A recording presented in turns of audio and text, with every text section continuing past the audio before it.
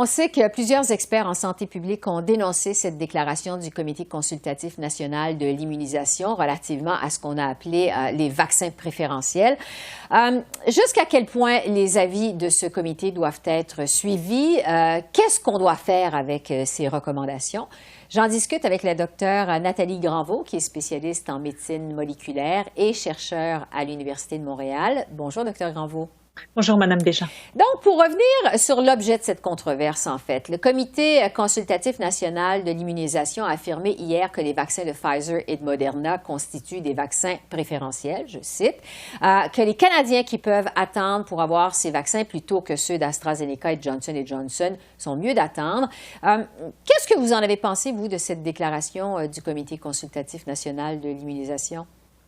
Écoutez, la déclaration était vraiment très, très maladroite par rapport au message réellement qui devrait être communiqué par rapport à leurs recommandations. La forme était vraiment pas appropriée pour que la population puisse comprendre de quoi il s'agissait.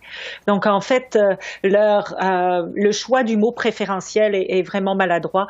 Ce qui devrait être communiqué, c'est que dans une zone, en fait, où il y a de la transmission du virus. Le premier vaccin qui est disponible est le meilleur pour vous.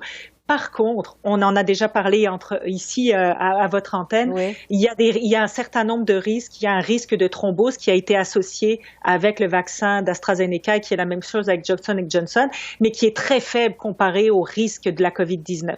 Donc, les gens doivent comprendre ça et doivent se protéger. Ouais. Donc, le message était vraiment très, très maladroit. Oui, vous dites maladroit parce que ça a créé, en fait, de la confusion, entre autres parce que, vous le dites, Santé Canada, de son côté, a toujours affirmé que le meilleur vaccin contre la COVID au Canada, c'est le premier qui est disponible, peu importe que ce soit le Pfizer ou l'AstraZeneca. On se demande qui a autorité au pays en matière de vaccins, à qui on peut se fier? Est-ce que c'est à Santé Canada ou au Comité national de l'immunisation? C'est qui la référence?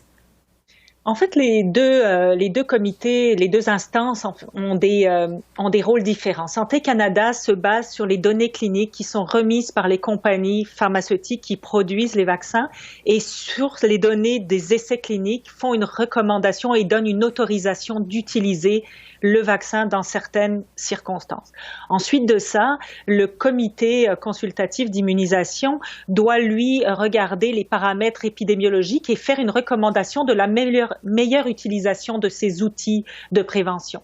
Donc, ils sont complémentaires. Mais par contre, je l'ai déjà exprimé auprès du comité permanent de la santé, le fait que ces deux institutions parlent pas d'une seule voix rend le message très confus pour la population et je pense qu'il y aurait un intérêt à faire en sorte que ces deux institutions travaillent ensemble et communiquent un seul message. Ça serait vraiment important. Bon, cela étant dit, maintenant, pour revenir à cette déclaration, ça a créé toutes sortes de situations d'inquiétude. J'aimerais vous entendre sur... Il y a des Canadiens qui ont déjà reçu une première dose d'AstraZeneca et qui ne veulent plus recevoir la deuxième dose parce que maintenant, ils ont peur. Qu'est-ce qu'on peut leur dire pour les rassurer? Qu'est-ce qu'il y a possibilité de faire pour ces Canadiens? Ce qu'il faut comprendre, c'est, comme on l'a expliqué depuis le début, le risque de thrombose associé au vaccin, que ce soit AstraZeneca ou Johnson & Johnson, est très faible. Si on compare le risque de contracter avec la COVID-19, qui crée des risques de thrombose aussi et de complications, d'hospitalisation, de soins intensifs et de décès, il n'y a pas de comparaison. Le risque associé à la prise de ce vaccin-là est vraiment très minime. Par contre, il est existant et il faut que les gens en aient conscience et comprennent qu'il existe. Ça, c'est important de ne pas nier ce risque-là. Dans la situation de transmission au Canada actuellement et avec les doses qu'on avait jusqu'à maintenant de disponibles, les vaccins d'AstraZeneca et de Johnson & Johnson étaient un outil extrêmement important pour pouvoir avancer dans notre campagne de vaccination. Les gens qui l'ont eu ont très bien fait de prendre le vaccin d'AstraZeneca. Si on attend un mois pour prendre un autre vaccin qui serait celui de Pfizer ou de Moderna, si dans cette période-là, on contracte la COVID-19, on a beaucoup plus de risques d'avoir des complications que d'avoir pris le vaccin. Donc, je voudrais juste rassurer les gens qui ont pris ces vaccins-là que c'est le bon choix qu'ils ont fait de se protéger le plus rapidement possible. Oui, c'est ça. Et de prendre le même vaccin pour la deuxième dose, parce qu'il y a des gens qui se demandent s'ils ne peuvent pas prendre un autre vaccin pour la deuxième dose. C'est important de prendre deux doses du même vaccin. Ça, traditionnellement, c'est ce qu'on recommande de prendre la même dose. Il y a des études en cours, notamment au Royaume-Uni, qui devraient sortir dans les prochaines semaines où, du fait qu'on n'a pas le nombre de doses d'AstraZeneca aussi importantes que pour les deux autres, notamment pour le vaccin de Pfizer, sont en train de tester si on donne une deuxième dose qui n'est pas du même vaccin, est-ce qu'on a la même efficacité? Donc ça, d'ici quelques semaines, on va avoir des réponses à ça sur l'efficacité des vaccins quand on fait une vaccination, ce qu'on appelle hétérologue, c'est-à-dire pas deux fois le même vaccin. Bon.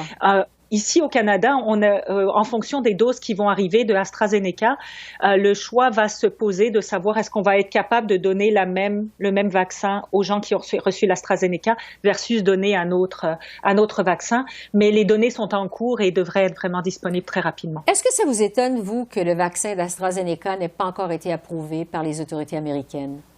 Non, en fait, c'est exactement la problématique qu'on a dans l'utilisation du vaccin d'AstraZeneca ou de Johnson & Johnson, sachant qu'on connaît le petit risque qui existe, c'est que si on n'a pas besoin de ces vaccins-là pour pouvoir vacciner notre population à la vitesse où on le veut, on peut privilégier effectivement les vaccins ARN. Aux États-Unis, ils ont tellement de doses de Pfizer et de Moderna que finalement, ils n'ont pas besoin d'un troisième vaccin parce qu'ils ont toutes les doses qu'ils ont besoin pour vacciner leur population. Ouais. C'est le même choix pour le Danemark qui finalement n'utilisera pas le Johnson & Johnson parce qu'ils ont probablement assez de doses des autres vaccins pour assurer leur campagne de vaccination. Oui, je veux vous entendre justement en terminant sur le Johnson & Johnson. On sait qu'il est approuvé au Canada. On a reçu la semaine dernière quelques 300 000 doses qui sont pas encore distribuées. La distribution est sur la glace.